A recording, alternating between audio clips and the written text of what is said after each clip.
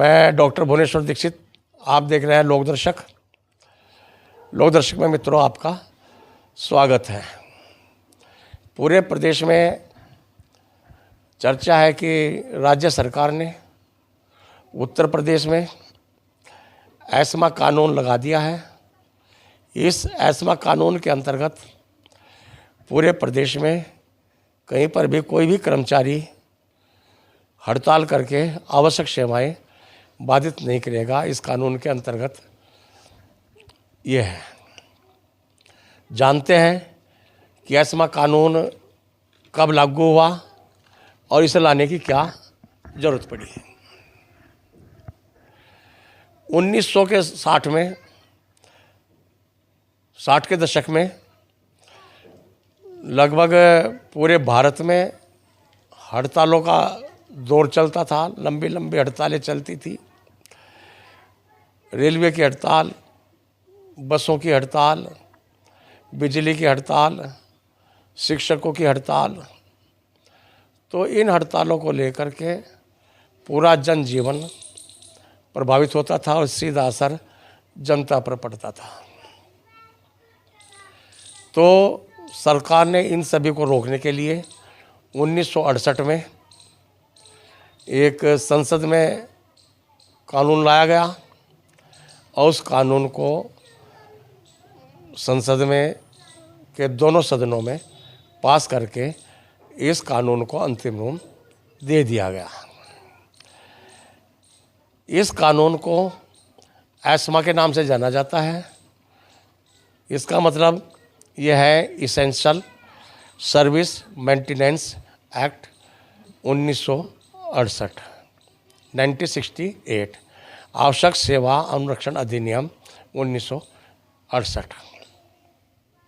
इसका उद्देश्य तो यही था कि जो महत्वपूर्ण सेवाएं हैं उन्हें कर्मचारी लोग बाधित न करें। तो ये कब लागू होता है?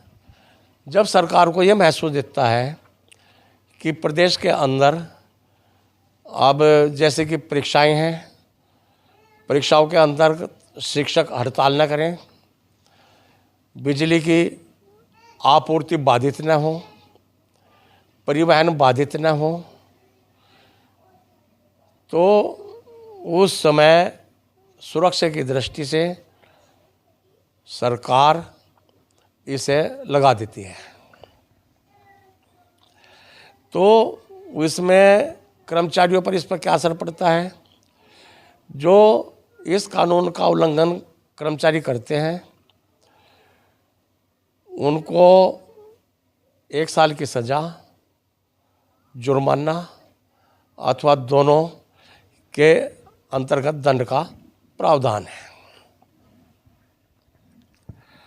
इसमें गिरफ्तारी होती है। यदि पुलिस को ये लगता है कि कोई व्यक्ति हड़ताल में शामिल होता है अथवा उकसाता है तो बिना वारंट के पुलिस इस एक्ट के अंतर्गत गिरफ्तार कर सकती है। क्योंकि ये जो कानून है ये केंद्र का है, किंतु इसे राज्य सरकारें भी स्वतंत्र रूप से लगाने के लिए लगा सकती है। अब सवाल सबसे बड़ा यह है कि उत्तर प्रदेश में एस्मा कानून लगाने की जरूरत क्यों पड़ी। दरअसल बात यह है कि प्रदेश में बिजली विभाग और शिक्षक विभाग के संगठनों ने हड़ताल की चेतावनी दी है। इस हड़ताल के कारण जनजीवन प्रभावित हो सकता है, क्योंकि आने वाले टाइम में छात्रों की परीक्षाएं भी चलेंगी जिसमें बिजली की भी जरूरत पड़ेगी, शिक्षकों की भी जरूरत पड़ेगी।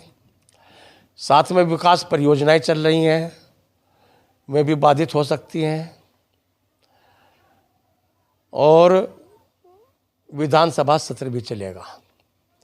इन सभी को देखते हुए सुरक्षा की दृष्टि से उत्तर प्रदेश सरकार ने एस्मा कानून लगाया है। प्रमुख सचिव नियुक्ति एवं कार्मिक एम देवराज ने इस संबंध में सभी विभागों को अधिसूचना जारी कर दी है। क्योंकि आने वाले टाइम में उत्तर प्रदेश के कोटेदार संगठनों ने भी अपने लाभांश वृद्धि के लिए हड़ताल की, कार्य बाधित की चेतावनी दी है। तो सोशल मीडिया पर यह बात चल रही थी कि इस एस्मा कानून के अंतर्गत क्या ये आंदोलन होंगे या नहीं होंगे। तो राशन एक आवश्यक वस्तु के अंतर्गत आता है। आवश्यक वस्तु अधिनियम के अंतर्गत ये राशन की दुकानें चल रही हैं, आवश्यक सेवाएं हैं।